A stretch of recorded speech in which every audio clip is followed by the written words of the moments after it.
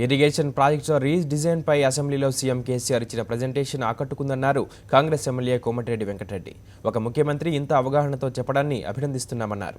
CM KCR ప్రతిపాదిస్తున్న ప్రాజెక్టుల్లో భారీ అవినీతి జరుగుతోందని పీసీసీ చీఫ్ ఉత్తమ్ ఆరోపిస్తుండగా కోమటిరెడ్డి వెంకటరెడ్డి మాత్రం ప్రాజెక్టుల రీడిజైన్ తప్పేమీ కాదన్నారు. ఇరిగేషన్ ప్రాజెక్టుల అంశం అసెంబ్లీలో ప్రస్తావనకు వచ్చినప్పుడు తాము ప్రిపేర్ కాలేదంటూ ఉత్తమ్ చెప్పడాన్ని కోమటిరెడ్డి పరోక్షంగా తప్పుపట్టారు.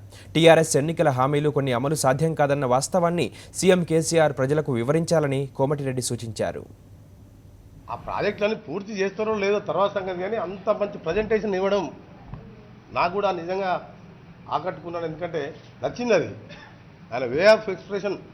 అంత భారీ ఖర్చుతో కూర్చున్న ప్రాజెక్ట్ అన్ని పూర్తి చేస్తాడో లేదో కానీ ఆయన అంత అవగాహన నేర్చుకొని దాని మీద అంత ప్రజెంటేషన్ సొంతంగా ఇవ్వడం నిజంగా దేశ చరిత్రలోనే మొట్టమొదటి కావచ్చు. బహుశా దీనికి ముఖ్యమంత్రి గారిని కూడా వారికి కూడా అభినందనలు తెలియజేసుకుంటున్నాను. ఎందుకంటే అభ్యంతరం ఉన్న ప్రాబ్లమ్స్లో ఉన్న ప్రాజెక్టులు ఆపేసి రీడిజైన్ చేసే పొరపాటు తప్పేం లేదు.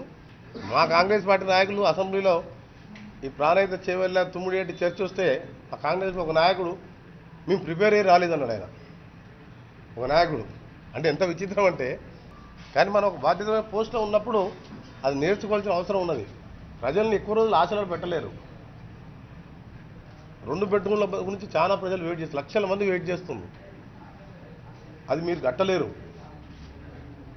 దళితుల 3 ఎకరాల కోసం 3 లక్షల కుటుంబాలు వెయిట్ చేస్తున్నాయి, అది మీరు ఇవ్వలేరు. గిరిజనులకు 12% రిజర్వేషన్, ముస్లింలకు రిజర్వేషన్ ఇవ్వలేరు 12%. ఇప్పటికైనా ముఖ్యమంత్రి గారు ఏంటంటే, నేను ఇది ఎలక్షన్ల ముందు హామీ ఇచ్చినా ఇది నేను చేయలేని చెప్పి ప్రజలకు చెప్తేనే మంచిదని చెప్పి నా సలహా. ఆయన గ్రామానికి 50 ఇండ్లు కట్టి హైదరాబాద్ 1,00,000 డబుల్ బెడ్రూమ్ ఫ్లాట్లు కడితే మళ్ళీ వచ్చి